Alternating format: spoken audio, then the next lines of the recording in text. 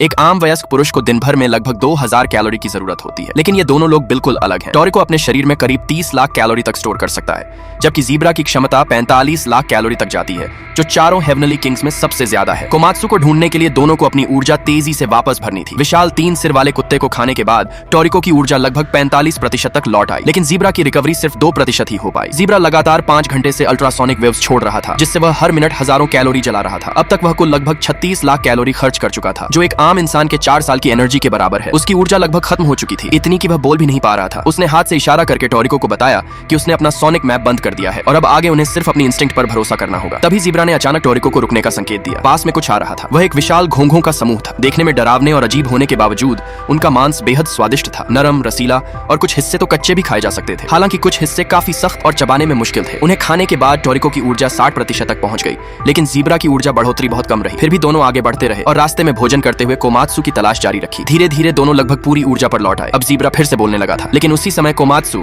एक बड़े खतरे में था। 38 लेवल का एक तेज रफ्तार घोंघा अचानक उस पर हमला करने आ गया। सौभाग्य से ज़ीब्रा की साउंड बैरियर अभी भी कोमात्सु के पास थी, लेकिन उसका असर खत्म होने ही वाला था। ज़ीब्रा ने उसे हिम्मत रखने और अपने आसपास की हर चीज को खाना समझने की सलाह दी। उसने कहा कि जिस जगह वह खड़ा है उसे अपनी किचन की तरह महसूस करे। इस प्रेरणा से कोमात्सु के अंदर एक नई ताकत जाग उठी। जैसे ही उसने अपना चाकू निकाला, उसके पीछे ड्रैगन किंग डीराउस की छाया दिखाई देने लगी। एक ही बार में उसकी तलवार की ऊर्जा इतनी तेज थी कि लगभग पूरा गवर्नमेंट पिरामिड कट सकता था। कोमात्सु और आगे बढ़ता गया, लेकिन उसे रास्ते में एक आंखों वाला राक्षस मिला।